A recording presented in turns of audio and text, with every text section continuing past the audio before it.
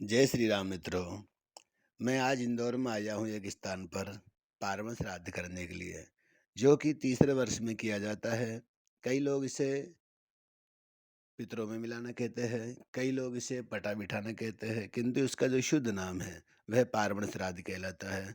इसमें 3 पीढ़ियाँ हमारे कुल की और 3 पीढ़ियाँ हमारे नाना पक्ष की, इनका पूजन होता है।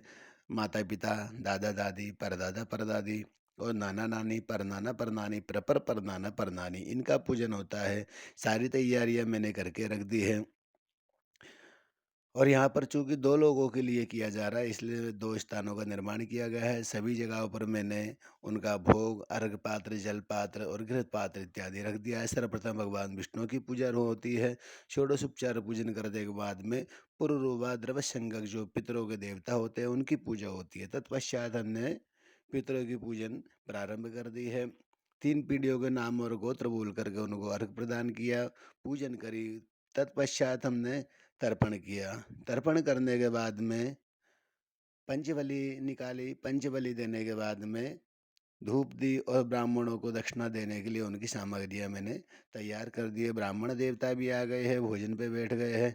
बड़े ही प्रेम से उन्होंने सर्वप्रथम गौग्रास निकाला, अन्नपूर्णा माता की जय जयकार करी, पितरेश्वरों की जय जयकार करी और बेहद ही शुद्ध मंत्रों के साथ में यहाँ पर भोजन प्रारंभ हुआ। मेरी भी थाली लगा दी यजमान ने, मुझे भी आकर के भोजन के लिए निमंत्रित किया और मैं भी सभी ब्राह्मणों के साथ में भोजन करने बैठ गया। चूँकि यहाँ पर 8 ब्राह्मण कम से कम भोजन करना चाहिए, किंतु यहाँ 2 स्थान है तो 8 से अधिक ब्राह्मणों को यहाँ पर भोजन करवाया गया है। यजमान बीच-बीच में आकर के ब्राह्मणों से मनुहार कर रहे हैं भोजन के लिए और ज़्यादा परोस रहे हैं, और ये करना भी चाहिए, यजमान का दायित्व बनता है। भोजन के बाद में आती है सभी की विदाई की बारी। सभी को तिलक लगाया जाता है और एक-एक कलश उसी में यज्ञोपवीत और दक्षिणा रख कर के सभी को विदाई दी जाती है, पान दिया जाता है।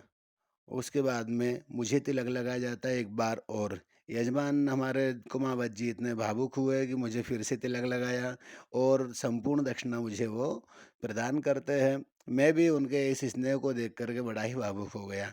मैंने भी फिर से उनको एक बार और तिलक लगाया और बड़े ही प्रेम से सभी को आशीर्वाद दिया। सभी लोगों ने मेरे पैर छुए, मुझे नमस्कार किया। मैंने सभी को आशीर्वाद दिया। इस तरह से आज का हमारे पार्वण श्राद्ध जो है सविधि बड़ा